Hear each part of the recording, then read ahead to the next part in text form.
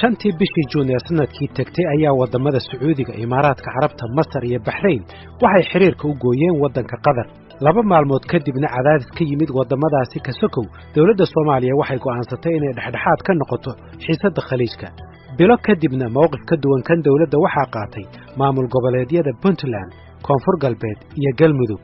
intaasi kadib waxaa wadanka hareeyay xiisado siyaasadeed oo intooda badan la sheegay inay ka soo maaxanayaan khilaafkaasi u dhaxeeya wadamada gacanka Carabta. toddobaadyadii u dambeeyayna waxaa si gaar ah farta loogu fiiqayay wadanka Imaaraadka Carabta oo sanadihii u dambeeyay ciidamo u tababaraya dawladda Soomaaliya,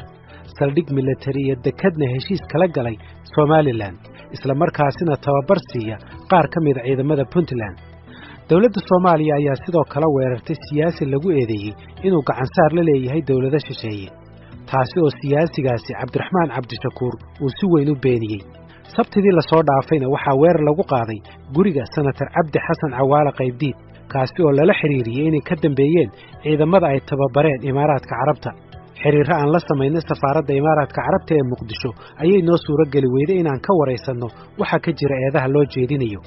dhinaca kalese dawladda Soomaaliya ayaa ballan qaaday inay baaritaan ku samaynayso weerarkaasi lagu qaaday guriga Senator Cabdi Qaybdiid. haddaba ma laga yaabaa in khilaafaadka jira iyo faragelinta lagu eedeynayo wadamo dibadda ah sida Imaaraadka iyo Qatarba inay ugu dambayn majaxaabiyaan dawladda hadda jirta? waa mawduuca barnaamijka faaqidaada toddobaadka, waxaana igala qayb gelaya ra'iisul wasaare ku-xigeenkii hore ee Soomaaliya ahna xildhibaan ka tirsan baarlamaanka Foosiye Yuusuf Xaaji Aadan, xildhibaan Cabdulaahi Goodax Barre oo hore u soo noqday wasiirka arrimaha gudaha, xildhibaan Axmed Macalin Fiqi oo isna hore u soo noqday madaxa hay'adda sirdoonka, iyo Cabdirashiid Khaliif Xaashi oo ah madaxa hay'adda cilmi baarista Heritage ee fadhigeedu yahay magaalada Muqdisho. qaybaha dambe ee barnaamijkana waxaa ku soo biiri doona wasiirka warfaafinta Soomaaliya Cabdiraxmaan Cumar Cusmaan Yariisow. waxaa iga xusuusina dhagaystayaal barnaamijkan in la duubay maalintii Arbacada ka hor intaan isbeddelka lagu samaynin qaar ka mida golaha wasiirada. haatanna aynu gudagalo barnaamijkii. hadalkana waxaa ku horeynaya xildhibaan Axmed Macalin Fiqi oo ka hadlaya in dawladdu ay ku saxsanayd mowqifka ay ka qaadatay khilaafka u dhaxeeya wadamada gacanka Carabta. marka koowaad waxaa weeye dawladda Soomaaliya iyadoo cusub oo bila joogta runtii dee dawladaha Carabtuna gaar ahaan dawladda Sacuudi Arabia ay aad ugu hanweyneyd inay dawladdan markii koowaad oo dawladda Soomaaliyeed ay usoo jeedsatay ahayd. wax badanna ay u ballan qaaday, madaxweynuhu booqday, si boqortooyadu si fiican usoo dhaweysay, ayaa runtii waxaa soo baxay khilaafkii xumaa ee dawladaha Carbeed ee Khaliijka, gaar ahaan kuwa Khaliijka ka dhex dhacay. runtii aniga marka laga reebo qaab go-aanka loo qaatay iyo tacticada iyo wax badan inaan la xeerin golihii wasiirada usoo fadhiisan, arrintaanoo saameyn Soomaaliya oo dhan ku yeelanaysa, laakiin runtii go-aankii dawladdu ka qaadatay wuxuu ahaa go-aan aan isleeyahay saxda ay u dhowaa. dadkii ugu horreeyo mawqifkaas ayadayna waa ka mid ahaa. marka laakiin implicationska iyo saameynta ay ku yeelanayso dadkii Soomaaliyeed ee tirada badnaa ee jooga Sacuudi Arabia la macaamilayay amaba Imaaraadka la macaamilayay, wax badan lama xeerin, laakiin waxaa la xeeriyey madaxtooyada Soomaaliya oo shakhsiyaad ka tirsan oo u dhow dawladda Qatar ayaa lagu tixgeliyey. laakiin processkii iyo maslaxadda Soomaaliyeed iyo interestiga dadka Soomaaliyeed xaggee ku jira inkastoo aan la fiirin, haddana mawqifkaas waxaan isleeyahay wuxuu ahaa mawqif dawladda Soomaaliyeed ay ku saxsanayd. okay, Cabdulaahi Goodax Barre, haddii mawqifka dawladda uu sax ahaa maxaa loogu kala qaybsamay sida aynu hadda u jeedno? waxaan ku raacsanahay xildhibaan Fiqi in aragtidiisa ah in go-aanku sax ahaa. markuu sax noqday runtii danaysi badan ayaa dhacay. dad siyaasiyiin ayaan isleeyahay dawladaha markaa damaynayay way soo xerogeliyeen oo waxay ku qanciyeen in xukuumaddooda ay khilaafaan, hadday yihiin kuwa maamul goboleedka iyo hadday yihiin kuwa kalaba. markay intaa dhacdayna waxaan aaminsanahay xukuumaddu wax fiican ayay qabteen oo yacni dawladihii khilaafka muujiyey, dawladda Sacuudiga iyo dawladda Masar iyo dawladda Imaaraadka, waxay ku qanciyeen in mowqifka ay qaateen oo dhexdhexaadka ahaa ay kula shaqeeyaan oo aysan dhibsanin. arrintaas meel fiican ayay martay, laakiin nasiib darro siyaasiyiinta runtii mooday inay sharaf tahay waddan kalaan gacan sare la leeyahay anoo shaksi ah ayaa haddana soo mataqaanaa rogaal celiyey oo mataqaanaa fawdadii siyaasadeed ee waddanka mar labaad dib u soo celiyey haddana waxaan aaminsanahay haddana inay xallin doonaan kolley qoladan xukuumadda waay foosiye yusuf xaaji aadan ma la dhihi karaa waxaa jira dawlado maxaan ku dhahday saaxiibiin siyaasiyiin soomaaliyeed oo doonaya inay majaxaabiyaan dawladda hadda jirta soomaaliya waa sidaynu la wada soconno waxay noqotay dalka dunida ugu qanisan dana gaarana laga wada leeyahay hadday khaliijka tahay iyo hadday reer galbeed tahay iyo hadday jaarka tahayba ummadda soomaaliyeedna dhibaato fara badan ayay usoo jiiday kala jiidashadaa la kala jiidanayo anigu waxaan qabaa waxa xamar maanta ka socda ama soomaaliya ka socda waa ogtihiin oo dalku xor maaha dhinacyo badan dad kala duwan baa haysta ajnabi baa dhinacyo jooga dhinac kale waxaa jooga qolooyinkan dagaalka lagula jiro waxaa kasii daran dadka dabadda ee weli maaragtay ku haya magaranaysa indhaha sidii ay qayb uga heli lahaayeen hawadii baa la haystay badii baa la haystaa berigii baa la haystaa waxa weeye soomaaliya hala qalay marka waxaan u arkaa proxy war sidaa yeman dagaalkaa ka socda oo kale inuu soomaaliyana ku dul socdo waxaa maanta loo baahan yahay in xoogga la saaro dhammaan shacbiga soomaaliyeed iyo inta danaynaysa dalkan inuu hore u socdo waxaa looga baahan yahay inay fahmaan dawlad imika curdin oo dhalatay baa jirta haddii maanta la isku dayo in dawlado kale ama dana shaksiya loo burburiyo soomaaliya inay godka ay ku jirto mid kasii fog kusii dhacay marka waxaan u arkaa faragelin fara badan bay nagu socotaa laakiin si aan uga gaashaamaano annaga ayay nagu xidhan tahay waay cabdirashiid khaliif mawqifkan khilaafka ku saabsan arrinta gacanka ee dawladda iyo maamul goboleedyada u dhaxeeyey wuxuu ka dambeeyey kadib markii qaar ka mida madaxda maamul goboleedyada ay tageen dalka imaaraadka carabta dabcan dalka sida aadka loogu tuunsanaa inuu maalgelinayo mucaaradada siyaasadeed ee dawladda ka horjeeda inkastoo inaan caddaynu hayn haddana waddanka lagu eedeeyey wuxuu ahaa imaaraadka carabta imaaraadku wuxuu doonayaa inuu dawladda bedelo horta imaaraadku go-aankooda ay rabaan runtii aniga hadda ma sheegi karo waxa qorshoodii wuxuu yahay ma sheegi karo laakiin waxaa habboon in dee laisla xasuusto soomaaliya waa dal iska nugul siyaasadaha adduunka oo sidooda isaga gabadhacleynaya oo hadda ama laba kooxood ama laba maaragtay system ay isku dhacahayaan baa saameyn nagu yeelanaya mar kasta ayaan dhexaas sacuudiga iyo iiraan baa isku dhacay soomaaliya oo iyada iiraan xiriirka u goynaysay iyo wadamo kale hadda maxaa la dhahaa qudus arrinteeda marka maraykanka laisku haystay iyo caalam islaami waxaa dhici karta dhaqaalihiisa iyo militarigiisa inuu dhaho maaragtay wixii maqli waaya siduu ku dhaaranhayay waxbaan ka jalaynaa hadda turkiga iyo imaaraadka iyo waxaas iyo macnaha dhici karta inay arrimahan khaliijka iyo halkan iyo geeska africa ay usoo faalalaan amisonkan hadda nala joogaa dhici karta inay ama dana kala duwan leeyihiin marka iyadoo sidii la sheegay oo xildhibaan goodaxdu ay sheegeen qatar iyo maxaa la yidhahdaa wadamadii carabta oo sacuudiga iyo imaaraadka iyo masar iyo waxaas isku dhacay waxaas oo dhan marka way horta wayna saameynhayaan waa nagu soo butaacahayaan waana nugulnahay oo waddan aad u tabal daran baan nahay waktiga electionka socday waa la ogaa dad baa etoobiyaanku madaxweyneyaal iyo musharaxiin madaxweyneyaal baa macnaha etoobiyaanku si obdan u taageersanayeen musharaxiinta oo dhan oo kulligood lacagay dawladahaas iyo shirkade iyo kasoo aruursadeen oo ku kaambiin gareynayeen marka horta dal waxa weeye la xulan yahay oo si fiican gacmaha tajanibiga ay u xulan yihiin oo loogana muraadsanhayo sidiisana isagaba nugul marka imaaraadku ayagoo danahoodaas kala duwan iska riixriixanaya macnaha bay siyaasadda soomaaliya siyaabo kala duwan hadba ugu lug haayaan ayagoo xasan sheekh kasoo horjeeda oo waktigaas la dhahayo cumar cabdishiid bay la jiraan xasan xataa iska qarsanayo oo dhahayo maarata walaalahay weeyo dhib naguma hayaan marka un waa dal lacagna haysta derisna nala ah lafragisna haysta oo maaragtay runtii dee ama xoolihiis ha noqdo ama siyaasiyiin iyo dad gacan saar la leh ha noqdaan kolba waa dan muraad iyo dana kale sida dalalka kaleba ay soomaaliya uga leeyihiin see marka looga moosi karaa su-aasha waxa weeye haddaan ka hor dhaco dawladda un looga baahan yahay siyaasada gudaha iyo dawladda keliya maaha dadka siyaasadda cayaaraya ama ha noqdeen heer gobol ama xildhibaano iyo waxaas ama xukuumad waxaa loo baahan yahay siyaasad xasilan oo shacabkan ay isku duuban yihiin in la sameeyo taasaan anagu soo jeedinay bil iyo bar ka hor markii arrintan ay soo faaftay haddii siyaasada guduhu la xasilin waayo dalku iska daa imaaraada shabaabka qaarkood galhayaan waay axmed macalin fiqi maalin dhaweyd markii xeer ilaaliyuhu uu dacwadda ku soo oogayay ama eedeynta u jeedinayey siyaasiga cabdiraxmaan cabdishakuur waxyaabaha carab ku dhuftay waxay ahayd waxaa jira siyaasiyiin wada shaqayn la sameynaya wadamo dibadda inkastoo uusan imaaraadka carabaabin laakiin haddana dadku saasay u fasirteen maxay kula tahay wallahi horta waxaa weeye walaalow dalka soomaaliya sida akhyaarta ay sheegtayba dal iska nugul ajnabiguna maaragtay u furnaa isaguna resource fiican oo ku filanna aan hadda aysan dhex oolin dadka siyaasiyiinta badankooduna ay kasoo sidii hadda ka hor la yidhi qaraab ay kasoo u qaraab tegi jireen dawladaha dibadda arrinta xeer ilaaliyuhu dalkan waa joogay kama maqnayn 4 sanoo lasoo dhaafay goobjoog buu ahaa inta murashax oo dhowr iyo 20 murashaxa halkan joogtay markay lacagaha qaybinayeen oo dibadda laga keenayo boorsooyinka lagu keenayay goobjoog buu ahaa wax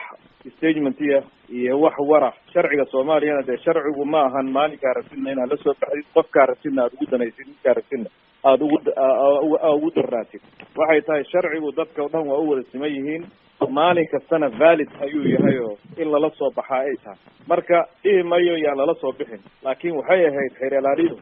in uu la soo baxo sharciga markii ay banaanka iska taalay oo guryaha iska taalo airboortka laga keenayo xawaaladaha lagu soo dirsanayo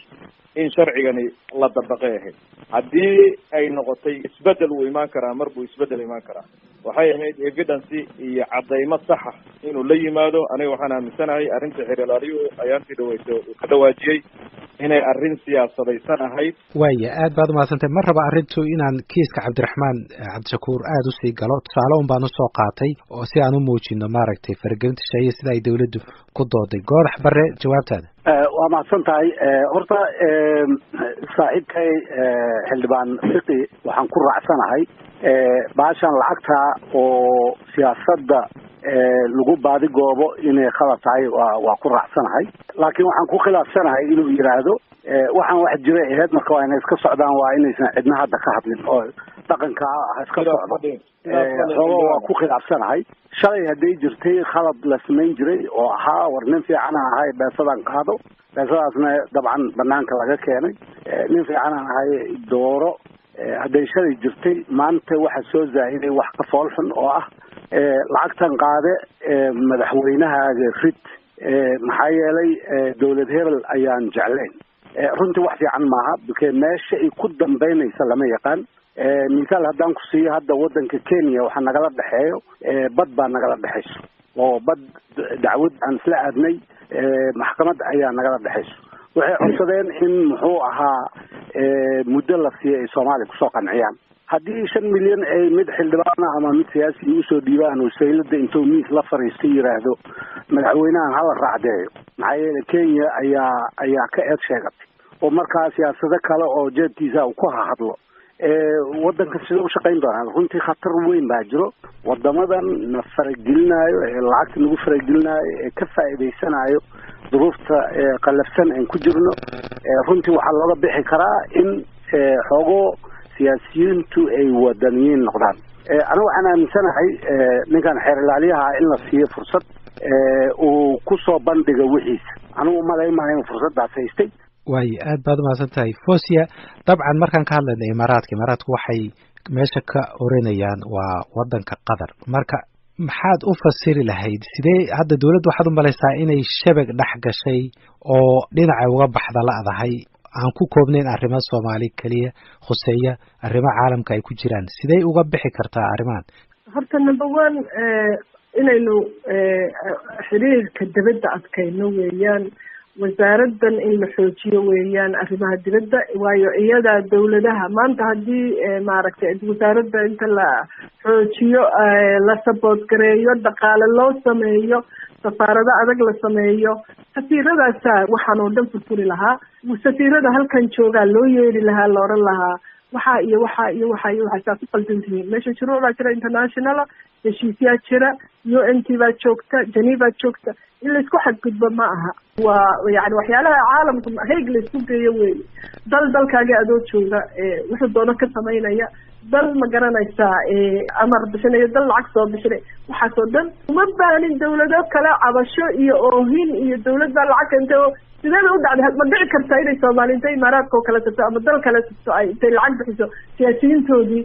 tirada hal ridada ama kan hal qabto anigu waxaan qabaa inaga dambiga leh inagu aan isku filaano inagu aan hoos isu eegno waana laga maarmaa arrimo dibadeed haddaan anigu khibrad u leeyahay waxay ku taalo male in loo tago oo la yidhaahdo joojiya wax qaladka samaynayso waayo waxaa jira meelo lagu kala baxo caalamkaa jira laakiin ma noqonin uun riwaayad iyo film lagu jiro oo dawladeed walba intaa bixisay iyo dawladeed walba baarlamaankuna raayga waxaa annaga naloogu leeyahay xaq inaan wadankan wax ka qabano oo tilmaamno oo xisaabtan sameyno guda iyo dabadba waa gartay Fosi si fiican baan u gartay hadda waxaa la leeyahay xubno ka tirsan baarlamaanka waxay qaarkood ku talinayaan wax sirana maaha in dawladda wax laga bedelo ama gabi ahaanteedba la bedelo intaana u tegin Cabdirashiid waxaan rabay su-aasha inaan weydiiyo fiqi adiga ma qabtaa fikradda ah in dawladda wax laga bedelo ama la wada bedelo aniga waxay la tahay dadka imaaraadka aniga mooshin baan ka geeyay wargelinta Soomaaliya ay ku hayaan baarlamaanka Soomaaliya iyadoo waliba xildhibaanada qaarkood ay yaaban yihiin haddana hadda dadba waxay ku leeyihiin madaxweynaha haddii la dhaliilo ama ra'iisul wasaaraha shaqadiisa lagu qanci waayo imaaraadku la safan yahay model bay noqotay qofkii dadka inta la qancin waayo in hadda la iskaga level gareeyo arrintaas marka anigu waxaan leeyahay horta siyaasadda arrimaha dibadda Soomaaliya ayaa wax ka dhiman yihiin waxaa la rabaa dawladda Soomaaliya banaanka intay usoo baxday hadda imaaraad maanta oo dhan waanay ku celcelinay yaan ka maqalnay ma madaxweynaha ka maqalnay ma prime ministerka ka maqalnay ma wasiirka arrimaha dibadda noo cadeeyay in imaaraadku qalqal ay ku hayaan dalka Soomaaliya ama dawlad hebel ay qalqal ku hayso ilaa iyo hadda wax cad ma hayno inay guriga Cabdi Qaydiid imaaraad galeen ilaa iyo hadda dawladda Soomaaliya wax wara kama hayno marka hadda imagination iyo maskaxdeena waxay iska jeceshahay iyo niman hadlila in loo hadlo ayaa banaanka ayay naga taarmaahane dawladda Soomaaliya waxa laga rabaa inay shacabka Soomaaliyeed u cadeyso inay dadka Soomaaliyeed iyo adduunka u cadeyso inay tiraahdo dawlad hebel amnigeena ay khatar ku haysaa dawlad hebel fargelin bay nagu haysaa sidaas awgeed tallaabooyinkaas aan ka qaadana cidii la macaamishana dambi bay ku galaysaa ilaa iyo hadda kama hayno marka waxa intaa ka soo hara waa iska imagination qodobka aad weydiisay haddaan usoo laabto yani hadda xukuumadda hadda jirta runtii aniga waxaan u arkaa one man show xukuumadda wasiiro shaqo haya sinis maaragtay maalinkii la magacaabo la ansixiyey 1 Abriil wasiirada 60 iyo xoogaaga markaan carabka ku dhufto in yar oo 10 ka yar ayaa shaqadooda si rasmi u haysata kuwa waxaa jira shaqadoodii oo dhan lagala wareegay kuwa waxaa jira shirka golaha wasiirada markay soo fadhiistaan aan cod la siin gacantu ayadoo iska taagan baa shirku dhamaadaa marka aniga waxaan leeyahay waa la joogaa in la isindhatirana maahan dhaliilna maahan xumaanna maahan in marka ayaan la joogo wax la qiimeeyo yaa shaqadiisii gutay yaan gudan arrintaas runtii baarlamaanku qayb weyn buu ku leeyahay su-aashaan ku weydiye waxay ahayd in xukuumadda wax laga bedelo ama la wada bedelo miyaad qabtaa fikir noocaasa waa qabaa Cabdullaahi Goodax Barre in xukuumadda wax laga bedelo ama la wada bedelo miyaad qabtaa fikir noocaasa kor waayadoo wadeendho runtii xukuumadda in wax laga bedelo qofka ay aada u khusayso muxuu ahaa waa prime ministerkuna nin moog intaa ma aha oo runtii wuu arkaa laakiin tabar baaba haysa saan qiyaasaayo oo fursad oo xukuumaddiisa ku darso oo ku fariisto siyaasiyiintu maba siininba maalin walba wuxuu qaabilaa 60 xildhibaan oo kulligood yani mataqaanaa mashaakilkan baahidooda ay keentay markaan waxay la tahay in ay dhici doonto in xukuumadda wax laga bedelo oo dhuudhuujin lagu sameeyo anigu waan aaminsanahay intaas loona baahan yahay balse waxaan aaminsanahay in prime ministerka laftigiisa aada u khusayso uu aaminsan yahay arrintaas waayahay Cabdirashiid waxaa jiray dawladihii hore aynu soo aragnay muddo markay joogaan madaxweynaha iyo ra'iisul wasaaruhu inay iskhilaafi jireen laakiin sida hadda muuqata ama ay ku doodaanba xildhibaanada iyo mas'uuliyiinta taageera dawladda waxay ku doodaan madaxweynaha iyo ra'iisul wasaaruhu inay wada shaqayntoodu wanaagsan tahay marka caqabadana way jiraan dhinacii amniga waddanka weerarkii ugu cuslaabaa waddanka ka dhacay sanadkii aynu soo dhaafnay bishii October arrimaha dibadda iyo dhibaatooyinka jirana haddaynu ka hadlaynaa halkee wax iska qaban lahayn runtii arrinta Soomaaliya horta waa la kabiyo ama layers isdul saaran madaxweyne iyo ra'iisul wasaare hadday wada socdaan iyo hadday kala socdaan waxaa fiican inay wada socdaan si shaqadii u socoto oo waliba xildhibaanadii iyo maamul goboleedyadiina ay la socdaan iyo cidii kaloo wax tari karta si hawsha u dhaqaajiyaan maxaa la dhahaa markii ceelalihii heshiisaa xoola biyo cabaan baa reer baadiyuhu dhahaan marka haddii dadka siyaasadda ku jiray maanta oo dhan ay isku maqan yihiin hadda xoogga ay dawladdu iyo mucaaradku ay isku hayaan oo maxaa la yidhahdaa dadka iyaga kasoo horjeeda xoogga iyo awoodda ay gelinayso oo macnaha ama xooga ka raadiso ama isha ha ku hayso ama maaragtay barabagaan ha ku furto ama ayagu xoog ha ku furaan xoogga iyo isku dhumin hayaa dadkan dawladda kasoo wada horjeed macnaha siyaasadda ku wada jiro qaarna xildhibaana yihiin qaarna xukuumadda yihiin qaarna korjoogta yihiin xooggaas meelo kale gelin kareen waxbarashadii gelin kareen hadda kahor mara badan sheegay 60% Soomaalida 3 aqoolood 3 cunto ma helaan UN-ta iyo adduunyo kale ku tiirsan yihiin shabaabkiiba meel walba ugu dhakan oo kulligood macna Cabdiraxmaan Cabdishakuur iyo Farmaajo iyo Khayre iyo Fiqi iyo Goodax iyo Boosiye iyo dadka iyo annaga iyo cid deynayaan oo ka badbaadaysa ma jirto marka hore dadka macnaha nimanka waxaa la yidhi ma aan qurux badnayn weeye laakiin niman baa waxaa la yidhi nimanka qaydka isku haysta hooyadooda waa qaawan tahay marka niman ayagana dadkoodina gaajo waa bacayaan adduunkiina aan maaragtay oo adduunku bacsanhayo oo bardoodamhaya ay hadda isku soo buuranayaan sababna ay macnaha kulli macnaha meel luuq kasta ugu jiraan baa ayagii macnaha baa ishortaaya marka anigu runtii macnaha comic bay ila tahay waa la yaaba mararka qaarkood oo maxaan mar had meelo anigu magaalo kala jooga adigu waxa weeye hooda iyo caqli xumada xamar ka jirta waan jeclahay inaan madaxa ka qarsado taasaa keenaysa hadda inaan Toronto kaala soo hadlaayo dagaal runtii waan waqti horaan xamar tagay 2000 aan tagay hadda marka waa ka soo daalay macnaha bardoodankan iyo ceyrtigan oo aan xigmada lahayn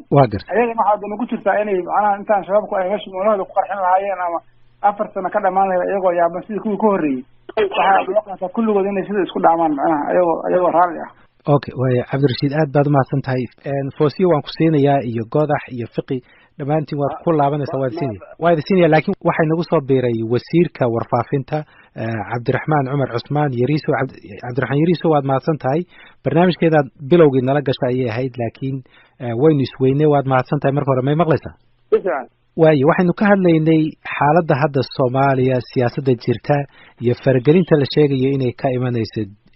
wadamo dibadda si gaar ah baryahan waxa farta loogu fiiqay Imaaraadka Carabta inkastoo xeeralihii uusan si toos ah u carabaamin Imaaraadka oo uu yiri waxa jira siyaasiyiin wadamo shisheeye gacan leh oo doonaya dawladda in ay mijaxaabiyaan ama dhibaato u geystaan maalin dhaweyd weerar baa lagu qaaday guriga Cabdi Qaybdiid wuxuu sheegay in hay'adda nabad sugidda sarkaal ka tirsan uu soo wacay u sheegay ciidamada Imaaraadku inay deegaankaas weerareen baaritaan baa la sameeyay dawladda baaritaankii midna la wadaagi kartaa arrintaas inay Imaaraad ka gashay iyo in kale bismillahir rahmaanir rahiim marka hore waa idin salaamayaa dhammaan aqoonta kale ku jirto arrintan horta midna waa mid maxkamad hawsheeda socoto marka dadkan oo siyaasiyiinta wixii ishii arrin maxkamad taagan siyaasadeynaya ama amniga dalka siyaasadeynaya horta mid loo dulqaadan karo maaha mid la aqbali karo maaha Soomaaliyana marxaladda ay joogto waa marxalad u baahan dawladda hadda jirta mandate-ka la siiyey in waqtigeeda la siiyo wixii isla xisaabtan ahna si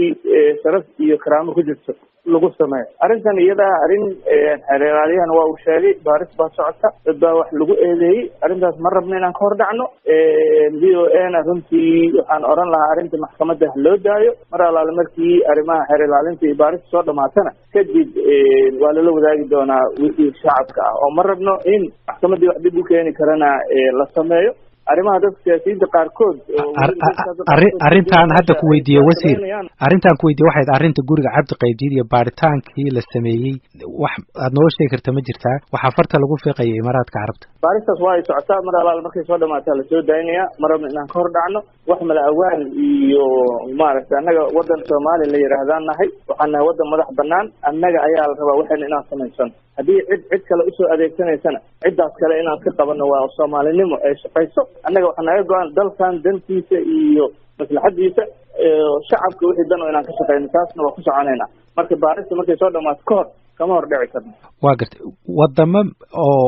dawladda Soomaaliya ay ka dacwotay ma jiraan mowqifkii ay ka qaadatay arrinta khaliijka ee dhexdhexaadnimada ah darteed waxaan maqalay in dawladda Soomaaliya ay ka dacwotay Imaaraadka annaga dawladda Soomaaliya mowqifkeeni khaliijka iyo xasarada ka taagan waa cadeynay annaga dawladahaas carabta oo dhan waa dawlado aan si madax banaan oo si saaxiibtinimo diblomaasiyada wada shaqeyno madaxweynaha dhowr jeer buu booqday wadamadaas hadda sheegtay marka wax alaale wixii jiro ma rabno in warbaahintu ay noqoto meeshii haddii waddanka lala xisaabtamayana loo sheego haddii oo wixii annaga khilaaf dhexdeena ahna annaga inaan xalinaa nalooga baahan yahay marka arrimahaas arrimo oo warbaahin ma aha taas baad iga raalli ahaanaysaa. waayahay waad mahadsan tahay. waxaan adoo raalliya wax yar ku jir khadka waxaan rabaa inaan akhyaarta kale wax ka siiyo. Fosiyo wax su-aalood u qabto wasiirka sida ay u maamuleen siyaasadda arrimaha dibadda goor dhaweyd dhaliilo ayaad soo jeedisay, bal wasiirka la wadaag. maya waa runtii dhaliil ma ahayna waxaa dhiirigelin wasiirka uu ku mahadsan yahay jawaab fiicanna waa bixiyey runtii xaqiiqa wixii sida wuxuu yihiin buu wuxuu sheegay, laakiin hadalka aan rabay anigu waxaan rabay inaan aan mid xoogaa kusii hoosta ka xaqiiqo. dadku markay hadda siyaasadda caalamka marka lagu jiro siyaasadda iyada oo qofku xisbigiisa ama dantiisa eegayo ayuu ta dalkana eegaa oo aanu maaragtay qaladaad waaweyn oo waxyaalahan hadda aada looga wada hadlayo dhinac walba aan la gelin. dadka waxaa muhiima inay fahmaan danta dadka iyo dalka iyo ta khaaska ahe qofkaasi hadduu rabo inuu siyaasi noqdo, inuu rabo inuu hoggaan qabto ama uu maaragtay de xisbigiisa guulaysto ama tiimka uu kamid yahay inay meesha la wareegaan waxay waa inay miisaan leedahay oo labada dhinacba la eegaa. hadda waxaad moodaa inagu dalka dhammaan ummadda waxay ilowsan tahay dalkaba in ajnabi kale maamulada ama waxyaalahan hadda laga hadlay ha noqoto ama dhulalka la haysta ha noqoto ama kuwa la jeexanaya ha noqoto ama cirkiiyo dhulka badaha ha noqote. ummaddii waxaa ilowsan tahay totally dantii dalka iyo dadka. marka waa siyaasiyiinta waxaa muhiima inay 4 sano 3 sano hadda hadhay 3 sano hadhay in axzaabta la hirgeliyo la xoojiyo. waa gartay siyaasiyiintuna ay kuwa ka qayb galaan, laakiin si aan maaragtay yooyootan iyo maalin walba dad xidhxidha iyo dad ma garanaysaa dawlado kale haaraankaas oo dhan aan joojino danaheena usoo noqono. dhaliilo badan baa jira. Cabdullaahi Goodax Barre, wax dhaliilood oo hayso dawladda siday wax u maamushay arrimaha dibadda iyo arrimaha dibaddayna hadda ka hadlaynaa. runtii arrimaha dibadda intii ay ka tiri muxuu ahaa xildhibaan Fawziya ayaan ku raacsanahay. waxaan rabaa arrin yar inaan iftiimiyo oo la xiriirto muxuu ahaa gelitaankii ciidamadu ay galeen muxuu ahaa guriga Cabdi Qaydiid. waxaan rabaa in hoosta ka xariiqo oo ummadda Soomaaliyeed inay ogaadaan ay muhiim tahay in waddanka horta ciidamo badan ayaa ka shaqeeya oo ajaanib ah. Maraykanka joogo, Soomaali buu qortay oo ku lamaansan oo iyaga loyal u ah oo cid kale ka amar qaadanay. Ingiriiska joogo oo sidoo kale qortay ciidamo Soomaaliya oo cid kale ka amar qaadan oo iyaga la joogo. muxuu ahaa kuwa calool shaqaysataa sida Bancroft iyo waxaas soo ayaa waddanka jooga oo wadamo shisheeye ay keeneen. Imaaraadka qudhooda confusion badan baa ka jiro, dadkii aaday ugu wareersan yihiin. Imaaraadku ciidanna way noo tababareen, bishii $100 la siiyaa, ciidankeena la mid yihiin waana ciidan fara badan. kaa ma aha ka guriga galay muxuu ahaa Cabdi Qaydiid sida Maraykanka oo kale Ingiriiska oo kale ciidamo gaar ah iyagu leeyihiin magaca Soomaali ka ah dadku Soomaali yahay laakiin loyalty-goodii cid walba ka amar qaataan dadkaas. horta waa dadka galay guriga ciidanka marka meesha galay iyo kuwa kala dhanoon sheegay xukuumadani way dhaxashay waxay iyadu ay og tahay ama ay raali ka tahay ama ay fursad u heshay inay wax ku saxdo ma markay fursadba lamaba siinin. ciidankan oo faraha badan oo ajaanibka oo nooc walba leh oo calool shaqaysata leh oo kulligood hargexisaan la dirireenaa leh laakiin maalinta dambe adigana lagu adeegsan karo sida haddaba muuqato iyadoo baaristu ay sheegi doonto xukuumadani way dhaxashay. way Goodax aad baad u mahadsan tahay. Axmed Macalin Fiqi, su-aal haddaad u qabtana waad weydiin kartaa iyo waxaad ku dhaliilaysa dawladda. wasiirka Yariso oo inagu soo biiray, tafadal. horta waxaa weeye wasiirka waa soo dhaweynayaa. wasiir Yariso wuxuu ku bilaabay hadalkiisa dee xanjabaad iyo u dulqaadan mayno iyo maaragtay fiirsan mayno iyo saas yeeli mayno iyo xag dalka waa la wada leeyahay. wasiir waxaa weeye adiguna hay-adda fulintaa ka tirsan tahay, annaguna waxaan ka tirsannahay qaarkeen maaragtay hay-adda sharci dejinta. marka cadajuglayntan tirada badan oo maaragtay xamar iyo lagu hayo idaacadaha ayaan dadka Soomaaliyeed loo gudbin. dadka Soomaaliyeed waxay u bukaan in la sheego dhibka jira, in si saxa loo sheego, loo address gareeyo. waxay u bukaan in haddii dalka faragelin lagu hayo dawlad shisheeye ay faragelin ku hayso in adigu wasiirka warfaafintaa tahay. waxaa 6 bilood baa lagu hayay faragelin baa lagu hayaa dalkeena. 6 biloodna hordhacna maaha, ka hordhici mayna maaha. 6 bilood hordhac maaha. 6 bilood waa waqti wax lagu ogaan karo waxna la sheegi karo. haddii dawlad shisheeye ay dalka faragelin ku hayso banaanka soo istaag, wasiirka warfaafinta tahay dadka Soomaaliyeed la wadaag, laakiin u dulqaadan mayno, u yeeli mayno warkaasi war Soomaali ka dambeeya, Soomaalina rabta maaha. dawladda sidoo la sheegayana safaaradeeda xamad ay ku taallaa, safiirkeedu waa joogaa. ciidamadan hadda kuwaan ay tababarayaan ra-iisul wasaaruhu 1 November buu la wareegay kulligood 960 ciidan ah ayay tababareen ilaa iyo hadda 960 ciidan ay tababareen si rasmiya ayay dawladda Soomaaliya ugu wareejiyeen. ciidankana ciidanka special forces ciidankii sida gaarka u tababarnaa oo 65 oo loogu talagalay ciidamadaas inay la howlgalaan operationada gaarka markay galayaan inay la galaan baa ciidan inta ka soo degayna maaha sida goodax uu dhigay hadda san hadalka xildhibaan goodax waa ciidamadaas ka tirsan. way afwan wax yarukaadi Cabdullaahi Goodax Barre dadkana waa qalbeena haddaan intaa u sheegno. fiqi soo koob adoo raalli ka bax hadalka si aan wasiirka u siiyo kugu jawaabo. taliyihii nabad sugidda ee degmada Hodan iyo coordinationka ninkii nabad sugidda u qaabilsanaa intuba way la socdeen operationkan. waxaa maqaala in taliyaha nabad sugidda gobolka Banaadir oo arrintan ka warhayay jointly ciidanka nabad sugidda iyo ciidanka imaaraadka ay tababareen oo xeradaas ku sugan. marka annaga waxaan rabnaa wasiirka waxaan ka rabnaa dadkii waxbaan ognahay intuu ogyahay in lamidaan ognahay hay-adihii dawladda aan ka tirsannahay. anigu guddiga difaacan xubin ka ahay dawladda baaritaan madax banaan baan nageena ka samaynay. waa ognahay waxaa dhowta lasoo wado iyo in la siyaasadeeyo xitaa weerarkii guriga Cabdi Qaydiid ayaa marka u dambaysa ay ku dhamaan doontaa. aad baad mahadsan fiqi u kaadi marka adoo raalliya wasiir. bismillahi xildhibaan fiqi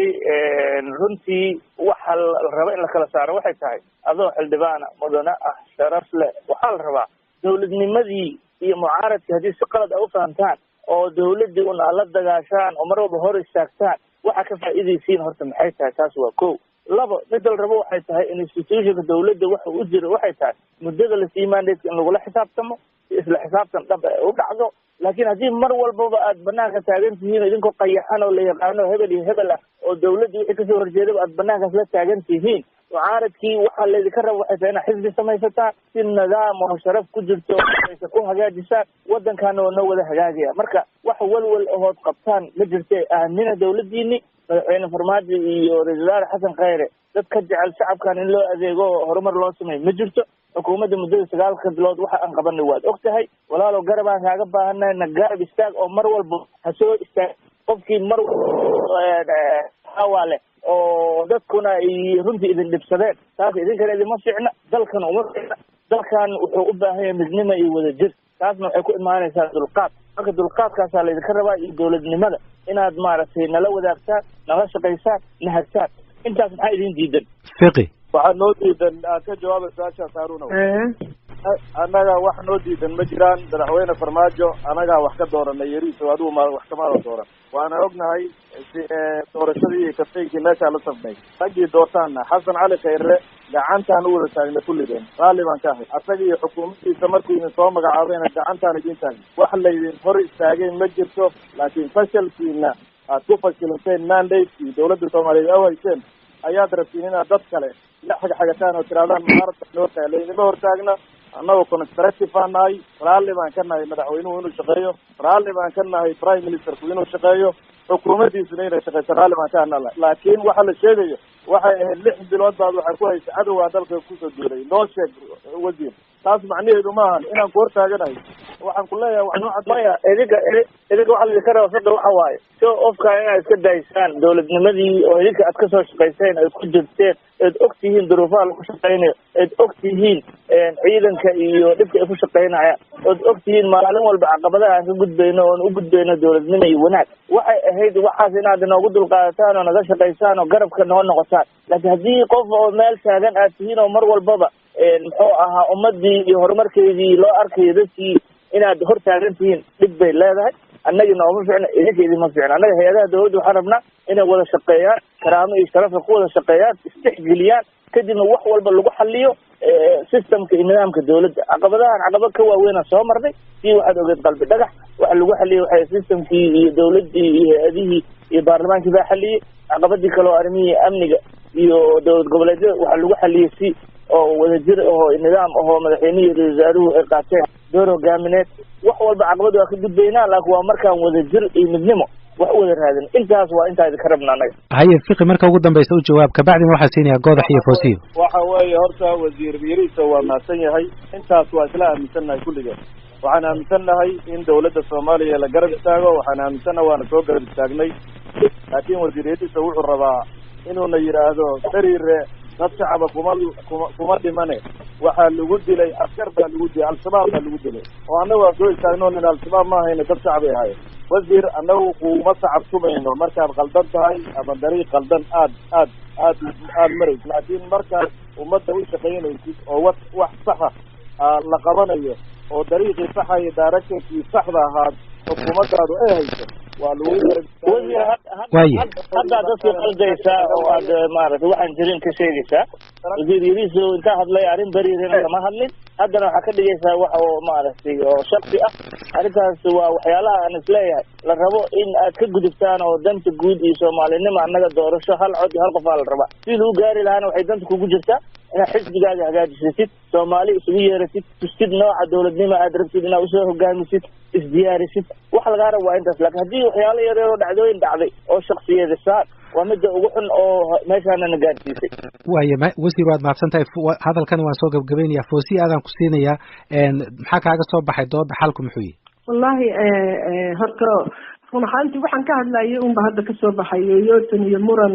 laga hadlaayo sidaasay aniga ila tagay saasay ila tagay runtii danta iyo dalka taasi dani ma jirto haddaan hadalkayga soo koobo horta qaladaad ka dhacay ee hadda ay ka hadlayaan fiqi iyo Yariso wasiirka cabdiqaydiid galistii la galay gurigiisa qalad bahay dawladda waxaa laga rabaa inay soo saarto ciddii mas-uuliyadda lahayd hadday tahay ajnabina in laga saaro dalka hadday tahay dawladda dad kamidana in tallaabo laga qaado sharciga shacbigu taasay sugayaan taasi waa qodob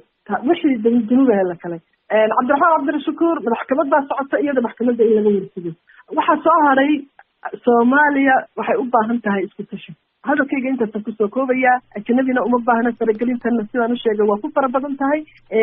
dawladkiina waxaad moodaa inay hurdaan dadna waa daaleen wax dabadaha ku dhimanaya iyo wax gudaha ku dhimanayaba waa leeyihiin ummaddu isbedel bay rabtaa waxqabad bay rabtaa horusocod bay rabtaa hadda tallaabo la qaaday doorasho dhacday doorashada kale sidaynu ku gaari lahayn in laga wada shaqeeyo si loo badbaadiyo dadka iyo dalka iyo caruurta mustaqbalkooda wixii dambi galayna dambigiisa lagu qaado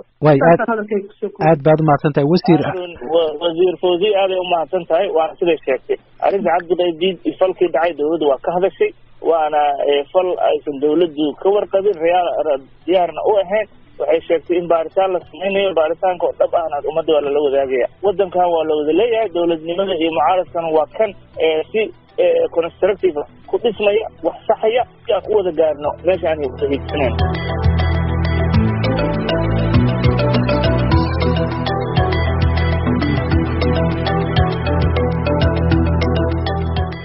barnaamijkii faaqidaada toddobaadku intaas ayuu ku dhan yahay waxaan u mahad celinayaa wasiirka warfaafinta Soomaaliya Cabdiraxmaan Cumar Cusmaan xildhibaan Foosiyo Yuusuf Xaaji Aadan xildhibaan Cabdullaahi Goodax Barre xildhibaan Axmed Macallin Fiqi iyo madaxa hay'adda Heritage Cabdirashiid Khaliif Xaashi inta aynu ku kulmi doono barnaamijkan oo kale waa Haruun Macruuf